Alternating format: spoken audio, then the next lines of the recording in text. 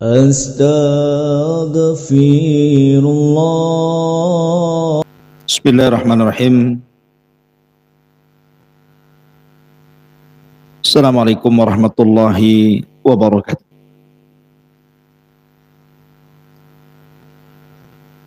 Alhamdulillah wassalatu wassalamu ala Rasulillah wa ala alihi wa sahbihi wa mawalah. Wala haula wala quwata illa billahi wa ba'du. Alhamdulillah, di malam hari ini kembali kita bisa duduk untuk bertalabul ilmi. Salawat dan salam kita hadiahkan kepada Rasul kita Nabi besar Muhammad sallallahu alaihi wasallam. Kita lanjutkan kajian kita, masih membahas surat Siratul Mustafa alaihi salatu wassalam, Muhammad ibn Abdullah. Sirah orang pilihan Nabi kita, Nabi besar Muhammad sallallahu alaihi wasallam. Dan kemarin kita sudah sampai kepada menceritakan pernikahan Nabi sallallahu alaihi wasallam dengan Sayyidatu Nisa'il Alamin, pemimpinnya para wanita kelak di sorga, Khadijah bintu Khuwailid radhiyallahu anha. Jadi setelah Nabi sallallahu alaihi wasallam menikah dengan Khadijah, maka seluruh kekayaan Khadijah diserahkan kepada Nabi sallallahu alaihi wasallam. Artinya betul-betul Khadijah melepaskan seluruh beban dunia dan fokus menjadi ibu rumah tangga bagi Nabi sallallahu alaihi wasallam dan tidak disibukkan dengan karirnya. Karena ketika itu Nabi sallallahu alaihi wasallam banyak dianugerahi keturunan. 4 dari wanita dan 2 dari laki-laki. Maksudnya dari rahim Khadijah. Pertama Zainab, yang kedua Ruqayyah, yang ketiga Ummu Kulthum, dan yang keempat Fatimah bintu Rasulullah sallallahu alaihi wasallam radhiyallahu anhunna. Kemudian anak laki-laki yang pertama Qasim dan meninggal di waktu kecil. Kemudian yang kedua Abdullah atau disebut dengan At-Tayyib. Ada yang mengatakan 3 dari putra Khadijah, ada yang mengatakan 2. Tetapi semua anak laki-laki Rasul meninggal di waktu bayi. Sampai pun ketika kelahiran Ibrahim putra Maryah Qibtiyah pun tidak sampai 2 tahun usianya sudah meninggal. Artinya tidak ada yang hidup dari turunan Rasul yang laki-laki. Semua yang hidup itu perempuan, dan Rasul menyaksikan pernikahan mereka. Baik pernikahan Zainab dengan Abul As ibn Rabi, kemudian pernikahan Ruqayyah dan Ummu Kulthum dengan kedua putra Abu Lahab, kemudian diceraikan keduanya dan dinikahi oleh Utsman ibn Affan radhiyallahu an, ataupun pernikahan Fatimah dengan Ali radhiyallahu an. Karena seluruh anak-anak Rasul itu meninggal sebelum Nabi. Zainab meninggal, Nabi masih hidup. Ruqayyah meninggal, Nabi masih hidup. Kemudian juga Ummu Kulthum meninggal, Nabi juga masih hidup, kecuali Fatimah. Fatimah itu meninggal setelah Rasul meninggal 6 bulan setelahnya. Karena sudah dihabarkan saat detik wafatnya Rasul, kata Fatimah, Rasul membisikkan kepadaku bahwa aku orang pertama yang akan menyusul dia dari keluarganya.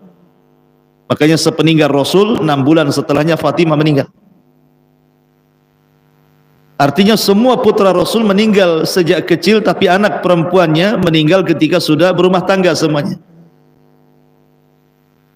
Ma'asyiral muslimin yang dimuliakan Allah Azza wa Jalla, sebab inilah maka Khadijah betul-betul menjadi ibu rumah tangga karena anak-anaknya banyak. Dia harus mengurus anak-anaknya, dan seluruh kekayaan Khadijah dan bisnisnya betul-betul diserahkan kepada Rasul. Jadi Rasul yang mengelola seluruh bisnis Khadijah, karena percaya Khadijah menyerahkan harta kepada Rasul. Tidak tahu kalau posisi Rasul digantikan antum, nggak tahu Khadijah percaya atau itu ya.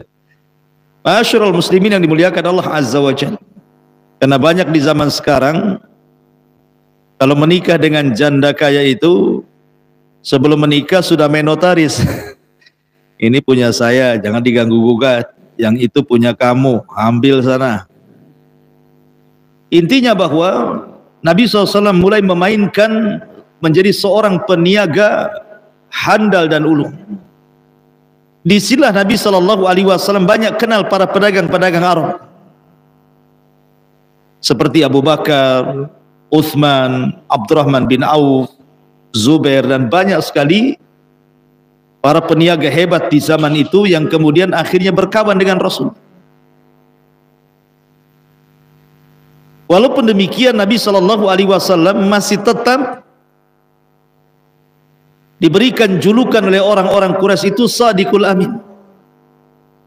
Jadi walaupun Nabi sudah menikah dengan Khadijah dan sibuk dengan perniagaan, dia masih tetap menerima titipan barang.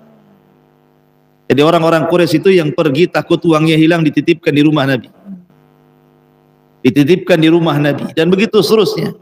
Bahkan sampai diangkat jadi Nabi pun sama. Seolah-olah di tengah-tengah Quraisy itu Nabi membuat bank syariah pertama dalam Islam, tempat penitipan barang wadaah.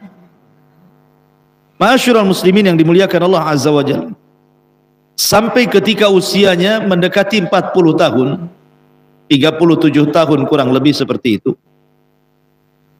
Nabi SAW mulai bosan dengan dunia, bosan dengan berniaga, karena melihat orang-orang Quraisy itu semakin hari semakin bejat, semakin hari semakin buruk kondisinya. Tradisi-tradisi jahiliyah itu makin menyebar merajalela, mulai dari penyembahan kepada berhala, minum khamr, perzinahan, perjudian, dan yang semacamnya. Maka fitrah Nabi SAW menolak. Dari situ Nabi SAW yuhibbu tahannut, mulai suka menyendiri. Terkadang dia pergi ke Muzdalifah 1 bulan, terkadang dia pergi ke Mina, terkadang dia pergi ke tempat-tempat untuk tafakkur. Sampai ketika usianya di usia 39 tahun 6 bulan, 39 tahun 6 bulan, disitulah Nabi SAW dikejutkan dengan mimpi kafalaki subhi. Mimpinya itu seperti falak subuh. Apa maksudnya? Artinya selama 6 bulan sebelum Rasul diangkat jadi Nabi itu selalu mimpi malamnya. Anehnya malamnya mimpi, besoknya kenyataan mimpinya. Setiap beliau mimpi mesti terjadi mimpinya, persis seperti yang dimimpi kejadiannya. Makanya seperti falak subuh. Dan begitulah para nabi, terkadang beli dengan mimpi, seperti Yusuf dalam penjara mentakwilkan mimpi.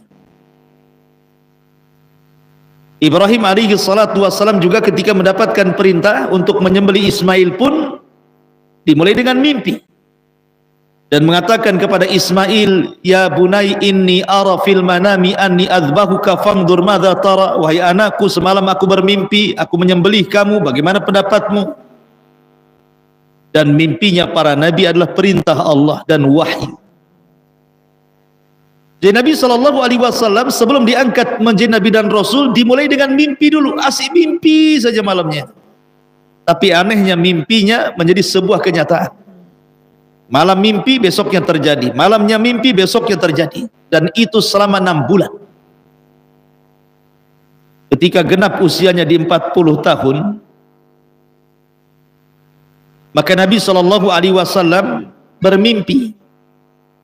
Dalam mimpinya didatangi oleh seseorang jelmaan dari malaikat, kemudian membacakan ayat Al-Quran di dalam sebuah gua. Maka rupanya mimpi ini menjadi sebuah kenyataan.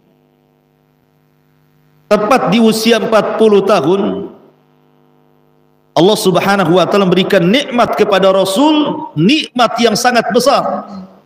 Nikmatun nubuwwati war risalah, nikmatun nubuwwati war risalati. Nikmat kenabian dan nikmat risalah. Jadi ketika Nabi SAW di usia 40 tahun, kenapa Allah pilih 40 tahun? Karena usia 40 tahun itu usia lagi matang-matangnya. Makanya Allah mengatakan, falamma balagha arba'ina sanatan qala rabbi auzini an ashkura ni'mataka allati an'amtu alai wa ala walidayya. Biasanya orang kalau sudah usia 40 tahun itu matang otaknya, secara emosi sudah stabil, nikmat pun secara global sudah diberikan Allah.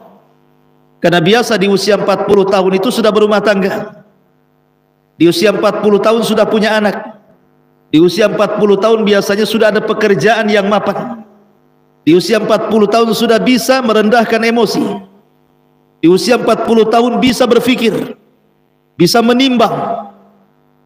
Makanya kemudian usia ini ada rahasia di balik 40 tahun itu. Kenapa Rasul di usia ini diangkat jadi nabi?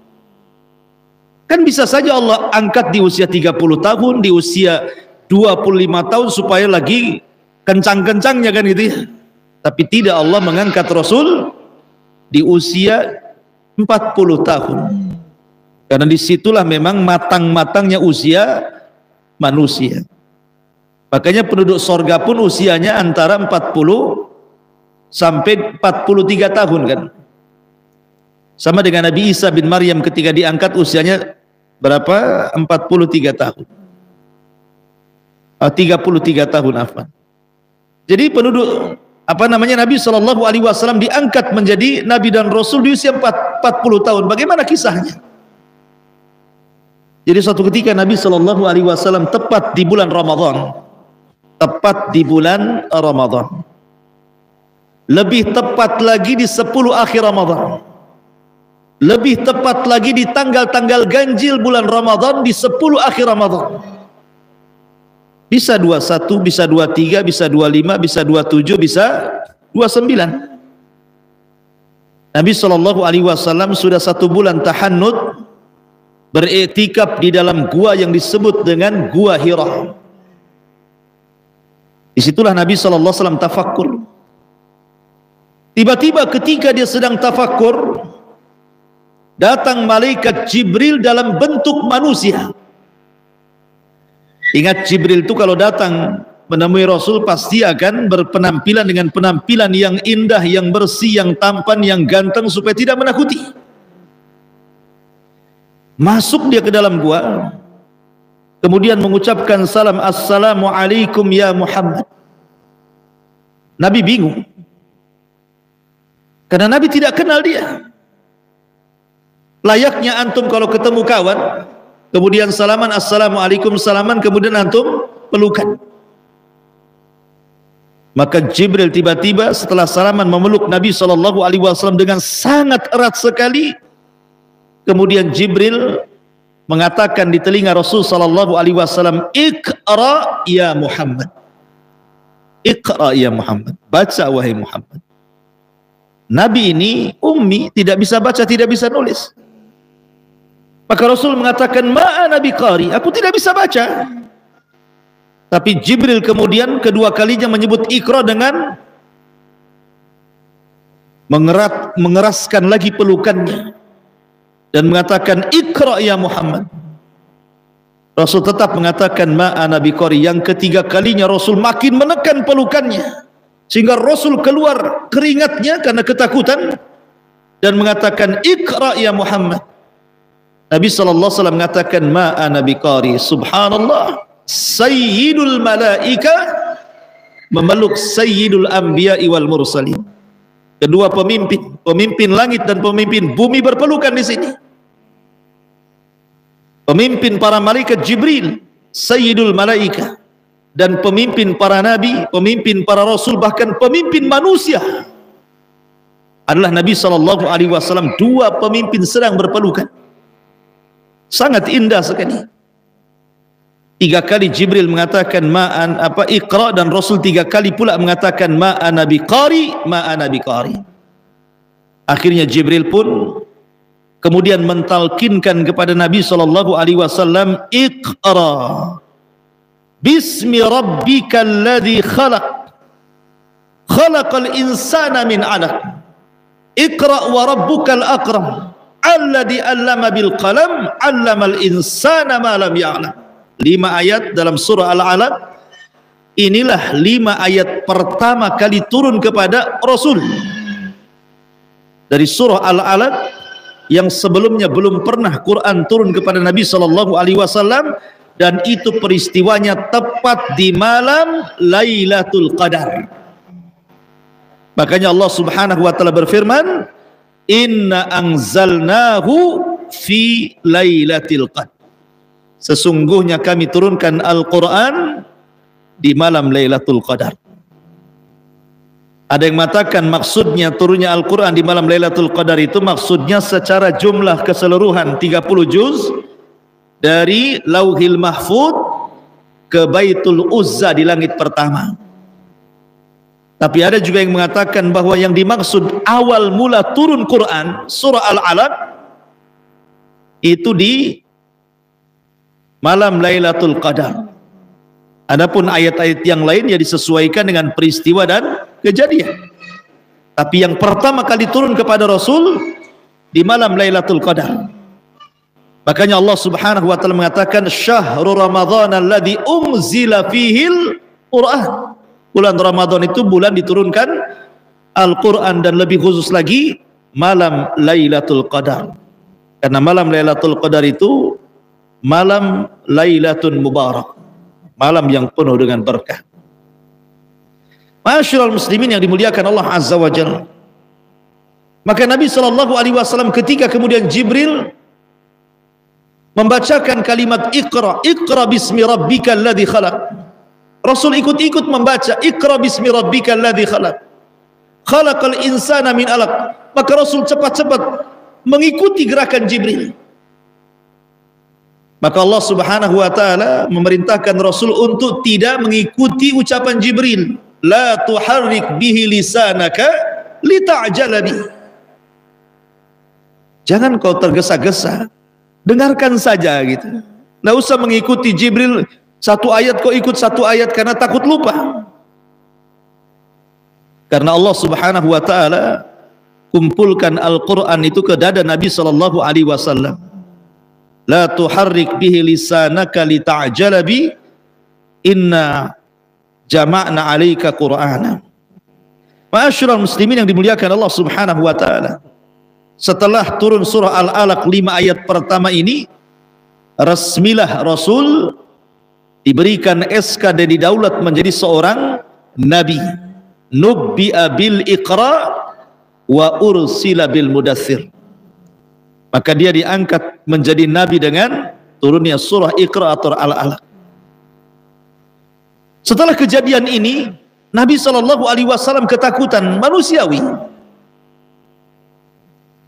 Berada di dalam gua sendirian, tiba-tiba dikejutkan oleh seseorang, tiba-tiba kemudian mengajarkan surah Al-Alaq kepada Rasul dan memaksa untuk diikuti dan dibaca gitu ya. Maka Nabi sallallahu alaihi wasallam pulang dalam kondisi ketakutan. Dia datang kepada Khadijah bintu Khuwailid radhiyallahu anha.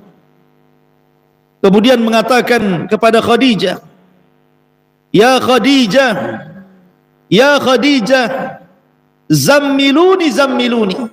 wahai Khadijah, selimuti aku, wahai Khadijah, selimuti aku. Maka Khadijah pun kemudian menyelimuti Nabi sallallahu alaihi wasallam setelah peristiwa itu.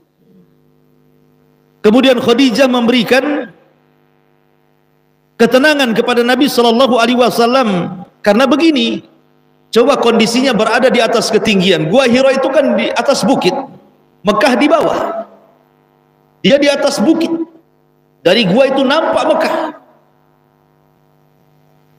Tidak ada orang, tiba-tiba muncul orang itu pergi dan datang dan pergi tidak diketahui. Tiba-tiba kemudian hilang begitu saja ya. Maka wajar Rasulullah SAW takut, sehingga kemudian berpikir apakah dia itu jin ataukah dia malaikat ataukah dia makhluk apa gitu ya. Wajar Nabi SAW takut jadinya ya. Akhirnya kemudian dia pun datang menemui Khadijah dengan menggigil untuk diselimuti. Khadijah ingin menenangkan Nabi SAW dan mengatakan, kalla wallah ma yuhzikallahu abada. Wahai suamiku, peristiwa ini jangan kau pikirkan. Ini bukan peristiwa yang akan menghinakan dirimu. Bahkan peristiwa ini demi Allah, Allah tidak mungkin menghinakan dirimu. Kamu ini orang baik. Innaka latasilur rahim, kamu orang yang menyambung silaturahim. Wa tahmilul kal, menanggung beban orang-orang. Wa taksibul ma'dum, membantu orang yang kesusahan. Wa taqri dhaifa, membantu memuliakan tamu-tamu. Wa tu'inu ala nawabi'il haq, dan engkau senantiasa membela kebenaran. Engkau orang baik, tak mungkin kamu ini peristiwa ini menghinakan dirimu wahai suamiku. Jadi Khadijah memberikan ketenangan kepada Rasul dengan cara menyelimuti Rasul, kemudian masuk dalam selimut, kemudian dihiburnya Nabi SAW sampai Rasul tenang. Cukup sampai di sini? Tidak. Khadijah ingin memastikan kepada Rasul peristiwa ini kepada saudaranya Waraqah ibn Naufal. Maka berangkatlah Khadijah dengan Nabi SAW menuju Waraqah ibn Naufal.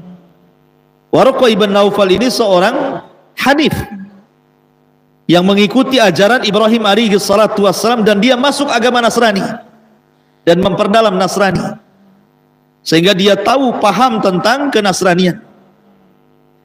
La Khadijah membawa Rasul menghadap Waraqah untuk mengkonsultasikan peristiwa itu.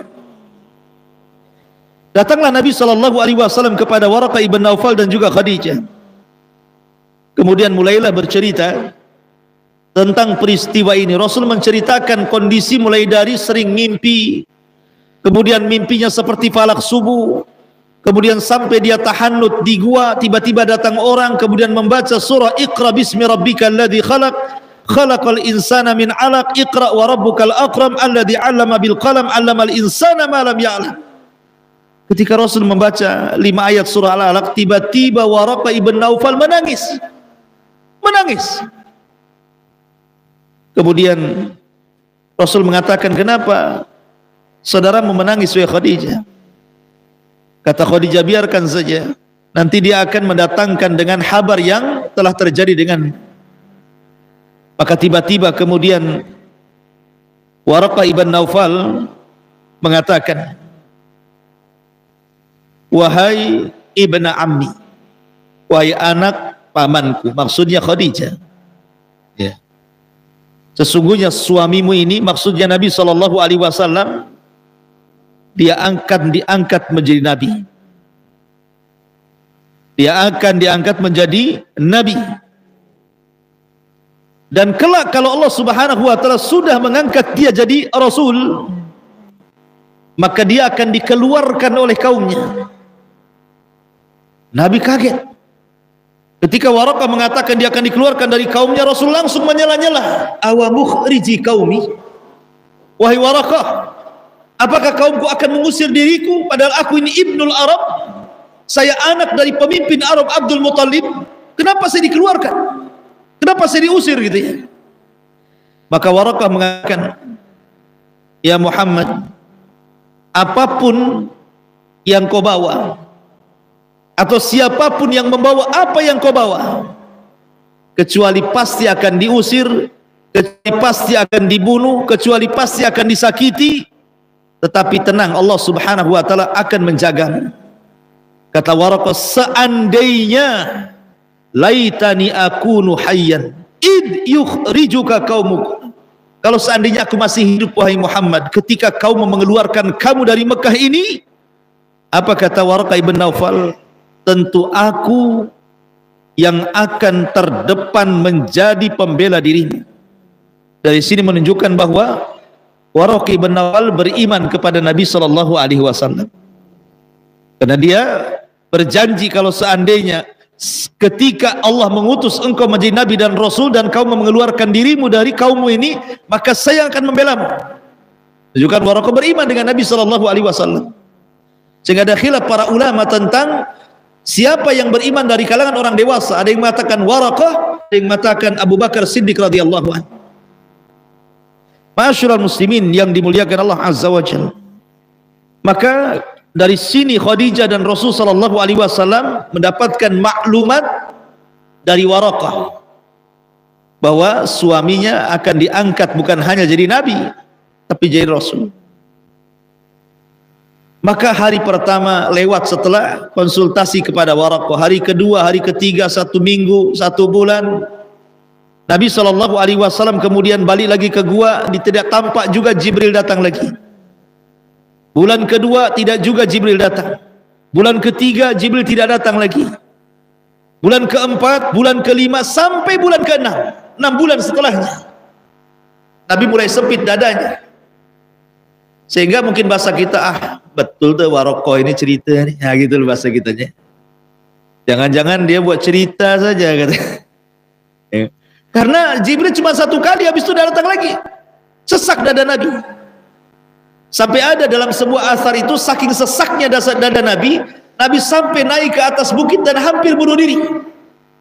Karena dia merasa, apakah saya ini gila? Apakah yang datang kepada saya ini jin? Apakah setan gitu ya? Karena nggak datang lagi 1 kali aja masalahnya.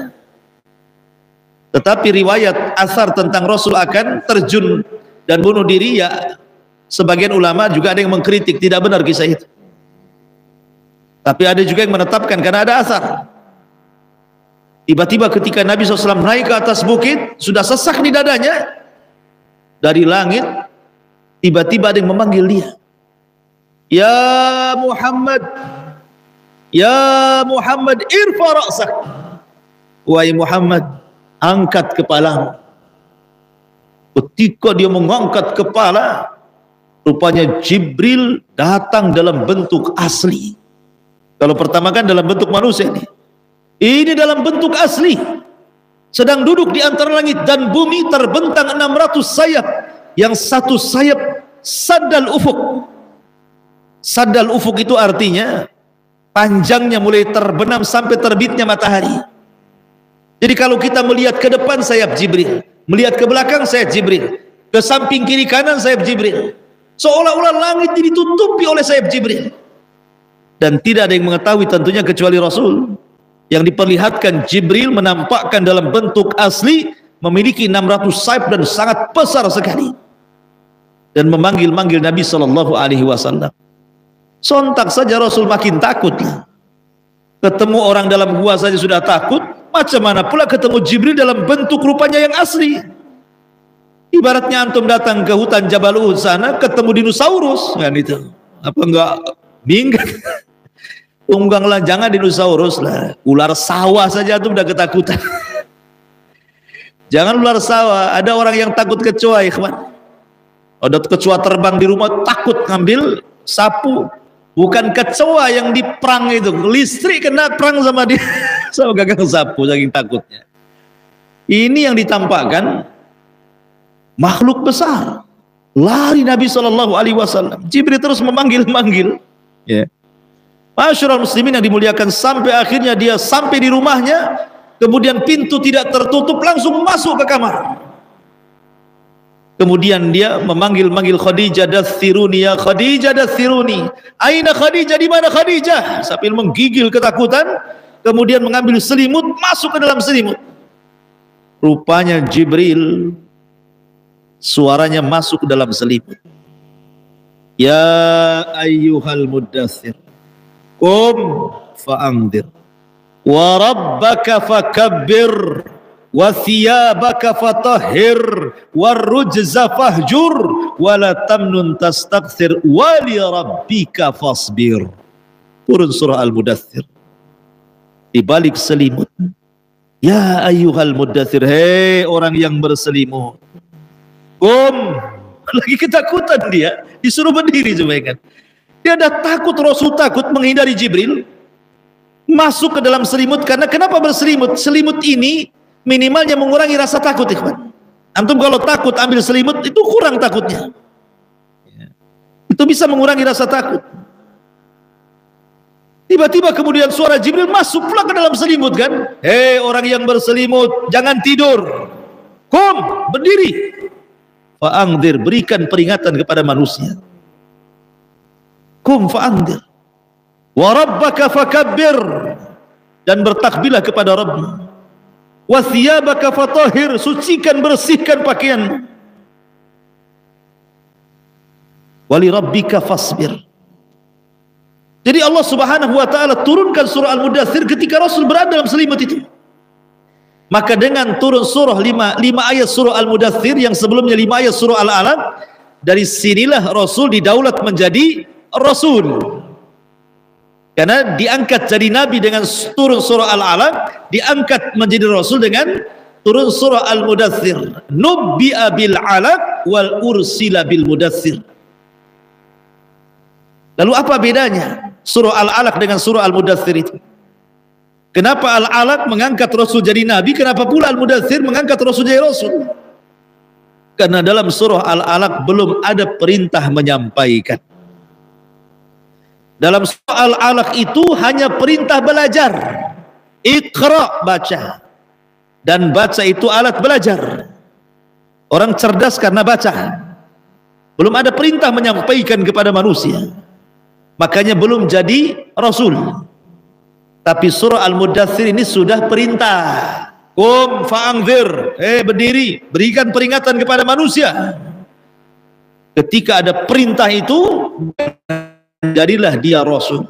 Nabiyan wa rasula. Raditu billahi Allah wa bil islami dina Muhammadin nabiyan wa rasula. Nubbi'a bil 'alaq wa ursila bil mudaththir. Diangkat jadi Nabi dengan turunnya 5 ayat dalam surah Al-Alaq, dan diangkat menjadi Rasul dengan turunnya 5 ayat dalam surah Al-Mudaththir. Maka dari sini lengkaplah risalah kenabian Nabi Sallallahu Alaihi Wasallam. Setelah kemudian Jibril membisikkan suaranya di dalam selimut, maka Rasul kemudian mulai menceritakan kepada Khadijah kejadian itu. Maka Khadijah langsung teringat apa yang dikatakan Naufal, dan dia mengatakan, asyhadu annaka Rasulullah, aku bersaksi wahai suamiku, engkau adalah utusan Allah. Maka dia orang yang pertama kali beriman sebelum ada manusia baik perempuan atau laki-laki yang beriman, maka dialah orang yang pertama kali beriman. Dan itu disepakati oleh ulama sejarah, kecuali ada beberapa dai di negeri kita mengatakan bahwa Khadijah itu Nasrani. Biarin sajalah ya. Maka kita katakan bahwa Khadijah Muslimah. Dia orang yang pertama kali masuk Islam dari semua laki-laki dan perempuan. Makanya ketika dari Khadijah, setelah meninggalnya Khadijah itu, maka Nabi SAW langsung teringat Khadijah menyembelih kambing, dibagi-bagikan ke kawan-kawannya. Aisyah cemburu. Aisyah radhiyallahu anha, ya Rasulullah, di depan mulu ada gadis cantik lagi, sementara istrimu yang sudah meninggal itu sudah tua, sudah nggak ada, sudah mati, kok masih sebut-sebut dia juga, katanya. Cemburu dia. Hati-hati antum ya.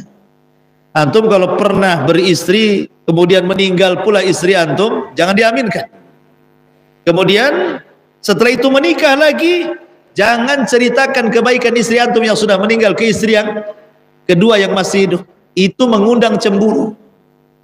Nggak boleh mengundang cemburu, ikhwan. Karena terkadang ya kita harus juga memberikan perasaan yang baik juga ya. Lihat Aisyah saja cemburu. Makanya ada satu kisah. Ada seorang suami itu cinta sekali sama istrinya, cinta mati. Cinta mati. Allah takdirkan tidak punya anak. Kata istrinya, bang nikah lagi lah bang. Kata suaminya, ndak mau. Abang ini tidak punya laki-laki lain kecuali hanya dirimu yang kusayang. Nggak ada lagi cinta sejati kecuali untuk. Sudah jangan cerita nikah lagi, nikah lagi. Akhirnya terus sudah lama bertahun-tahun tidak punya anak juga. Istrinya mendorong seperti ini nikah lagi, tapi suaminya jawabannya sama. Rupanya istrinya ini terkena penyakit kanker. Masuklah rumah sakit. Karena saking sayangnya dengan istrinya, sampai rela dia tidak bekerja. Dia tunggu istri di samping istrinya di rumah sakit, dan pekerjaan dibawa ke rumah sakit, laptopnya dibawa ke rumah sakit. Saking tidak mau pisah dengan istrinya. Ketika itu istrinya mengatakan, bang, lihat kondisiku, aku sudah sakit parah, sebaiknya kau nikahlah sana. Bayangkan, dalam detik-detik seperti itu suruh nikah. Apalagi ada vonis dokter, usiaku tidak sampai 1 bulan akan meninggal dunia, saya ingin menyaksikan kau menikah lagi. Tapi memang cinta mati, tidak mau dia. Kalau antum ada rekomendasi dari istri seperti itu, tidak nunggu 2 hari 2 detik, langsung akan nikah. Masyarul muslimin yang dimuliakan Allah Azza wa Jalla. Akhirnya setelah betul-betul menghembuskan sesuai dengan prediksi dokter, hanya dalam beberapa minggu dia meninggal. Meninggallah istrinya. Meninggal istri. Rupanya setelah beberapa hari datang pembantunya, memberikan hadiah kado dari istrinya sebelum wafatnya, dan isinya cermin. Kemudian setelah dibuka, rupanya cermin biasa. Kemudian di balik cermin itu ada surat dan mengatakan, bang, boleh jadi abang menikah ketika saya masih hidup, abang takut saya cemburu. Sekarang istrimu loh sudah di kuburan, sudah di liang lahat, alam sudah berbeda. Apakah abang tidak mau nikah lagi? Mau cemburu sama siapa? Orang yang sudah dalam kuburan. Subhanallah kan. Akhirnya dia mengatakan dalam surat terakhirnya, tetapi kalau memang engkau sayang kepadaku, kalau Allah takdirkan dengan istrimu yang baru, kau dapat keturunan perempuan, berikanlah nama anak perempuanmu itu dengan namaku. Wah, ini cinta sejati nih. Kayak sinetron saja jadi. Ya kan? Tapi ini kan kisah nyata ya kawan. Masyarul muslimin yang dimuliakan Allah Azza wa Jalla. Intinya bahwa Aisyah cemburu kalau Nabi SAW kemudian selalu menceritakan Khadijah ini. Jadi akhir kemudian Rasul memberikan alasan kenapa dia tidak bisa menghilangkan Khadijah di benaknya itu.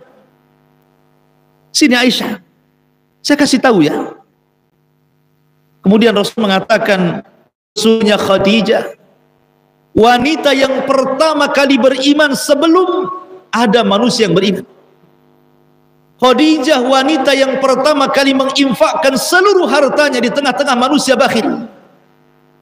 Khadijah manusia yang pertama kali membenarkan diriku di saat manusia mendustakan diriku. Dan dari rahim Khadijah lahirlah keturunan-keturunan. Siapa yang bisa menandingi Khadijah? Dia orang yang pertama beriman, dia orang yang pertama kali membenarkan, dia orang yang pertama kali menyerahkan hartanya untuk dakwah, dan dari rahimnya lahirlah keturunanku. Dan itu tidak ada pada istri-istriku. Wajar kalau aku nyebut Khadijah, begitu maksud. Artinya bahwa Khadijah spesial bagi Nabi SAW. Sampai tahun wafatnya disebut Amul Hazni, tahun kesedihan. 1 tahun Rasul itu sedih terus. Lihat bantal nampak Khadijah, lihat kursi nampak Khadijah, bahasanya seperti itulah. Orang cintakan semua jadi seolah-olah orang yang dicintainya kan. Antum kalau cinta sama orang lihat pohon pisang bisa nggak pada di sini. Makanya orang kalau sudah cinta itu kadang-kadang gila loh. Makanya ada kisah Laila Majnun. Belum tahu Laila Majnun? Laila itu nama perempuannya, Majnun itu nama laki-laki. Majnun itu artinya edan. ya, tuh gila ya, tuh sinting mungkin gitu. Sebut Majnun. Saking cintanya dengan Laila jadi Majnun dia. Jadi gila dia. Senang Majnun ini. Kenapa? Karena namanya terukir di malam hari. Bahasa Arabnya malam apa? Lailun. Kekasihku ada. Datang di siang hari benci dia. Kenapa? Hilang kekasihnya. Itulah Majnun. Ya. Ketika dia suatu ketika berburu, lapar nih si Majnun nih, berburu, pengen makan. Akhirnya adalah dia binatang yang sedang lari dikejar sama dia. Rupanya seekor kijang. Kijang binatang, bukan kijang mobil. Susah diburu kijang mobil. Dibom kalau kijang mobil ya, nggak usah dipanah ya. Jadi lewatlah binatang kijang, dipanah sama dia, kena pula kakinya. Kijang kan pandai itu, biasanya dia pura-pura mati. Jadi pura-pura mati, diambillah pisau sama si Majnun ini dan hampir digorok. Tetapi sebelum digorok, diliatin matanya. Kok matanya sama dengan Laila katanya? Lihat matanya kijang itu sama dengan Laila. Akhirnya dilepas. Kata kawannya, kenapa kau lepas? Jangan dibunuh. Mata dia sama dengan Laila. Majnun kau katanya. Sejak itu disebut Majnun dia. Makanya Laila Majnun gitu ya. Intinya ma'asyiral muslimin yang dimuliakan Allah Azza wa Jalla. Jadi Nabi itu ya tidak juga kemudian Nabi seperti Majnun, tidak. Maksudnya orang kalau sudah cinta kepada istri seperti itu. Nabi Shallallahu Alaihi Wasallam sampai terngiang-ngiang, makanya kemudian dicarikan orang yang bisa mengobati penyakit itu. Nikahlah Rasul dengan Aisyah radhiyallahu anha. Dan alhamdulillah ada pengganti, sedikit demi sedikit kan terlupakan. Makanya obat orang yang mencintai istri dan ditinggal mati istri, cepat nikah. Cepat nikah lagi. Nah, itu obatnya. Sebab kalau tidak nikah lagi kepikiran terus, bisa kurus kering dia. Kurus kering, nggak, akhirnya malas sana sini. Seolah di dunia itu hanya dia saja. Makanya cepat nikah lagi. Yang istrinya meninggal. Kalau istrinya masih hidup ya izin dulu. Baik. Balik ke cerita tadi. Jadi pertama yang beriman Khadijah bintu Khuwailid. Kemudian setelah itu kan Ali radhiyallahu anhu, itu kan satu atap dengan Rasul. Karena Rasul itu kan sudah lama dididik dan dibesarkan oleh pamannya Abu Thalib, maka jazaul ihsan ilal ihsan. Balasan orang berbuat baik itu dengan kebaikan yang sama. Maka Nabi mengambil salah satu putra Abi Thalib, dididik di rumah dia. Abi Thalib itu kan banyak anaknya, ada namanya Ukail, ada namanya Ali, ada namanya Hamzah gitu. Lah masing-masing orang itu mengambil anaknya Abu Thalib karena fakir. Seperti Abbas, Hamzah dididik oleh Abbas. Kemudian Ali diambil oleh Nabi Shallallahu Alaihi Wasallam untuk mengurangi beban Abu Thalib yang miskin. Lah ketika itu Ali usianya 10 tahun. Ketika melihat Khadijah beriman kepada Nabi SAW, ikut-ikut dia beriman dia. Aku pun bersyahadat, annaka Rasulullah, katanya. Engkau juga adalah utusan Allah Azza wa Jalla. Maka ini orang kedua yang beriman dari anak-anak. Di rumah itu ada budaknya Rasul yang dimerdekakan, namanya Zaid ibn Harithah. Zaid ibn Harithah ini sebenarnya hadiah dari Khadijah untuk Rasul. Kenapa? Karena melihat kesedihan dari Rasul ketika meninggal anak-anak laki-lakinya. Karena anak laki-laki, apalagi bagi orang-orang jahiliyah itu zaman dulu, anak emas. Tapi anak perempuan itu tidak suka, makanya orang-orang jahiliyah itu mengubur anak perempuan mereka hidup-hidup. Jadi kalau anak laki-laki lahir itu kebanggaan gitu ya. Makanya Rasul sedih. Melihat kesedihan itulah oleh Khadijah kemudian dicarikan anak laki-laki, ambil anak gitu ya. Dapatlah seorang budak kemudian dimerdekakan, masih kecil Zaid ibn Harithah ini. Kemudian dihadiahkan kepada Rasul supaya menghilangkan kesedihan Rasul karena meninggalnya Qasim dengan Abdullah. Ada penggantinya Zaid kan itu ya, di rumahnya ini. Ketika Zaid sudah besar, sudah remaja, datang pula orang tuanya mau ngambil lagi. Waktu kecil-kecil diserahkan, sudah gede mau diambil gitu ya. Maka kata Rasul, terserah Zaid, kau mau milih aku atau dia. Kata orang tuanya, baliklah kau Zaid, kau akan terus jadi budak di situ katanya. Maka Zaid mengatakan, seandainya aku jadi budak di samping Rasul, lebih baik dibandingkan jadi orang merdeka di samping kalian. Gitu. Dari situ Rasul senang karena Zaid memilih Rasul. Tiba-tiba Rasul kemudian mengatakan, Zaid bukan Ibn Harisah lagi, Zaid Ibn Muhammad.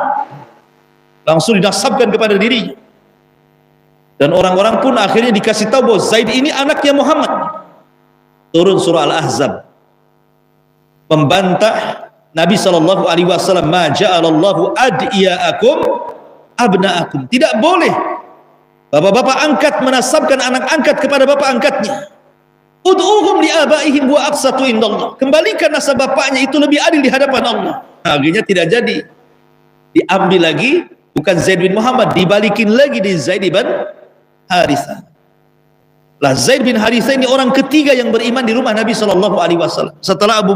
Setelah Khadijah, kemudian Ali, kemudian Zaid, kemudian orang luar Abu Bakar Siddiq radhiyallahu anhu. Orang keempat.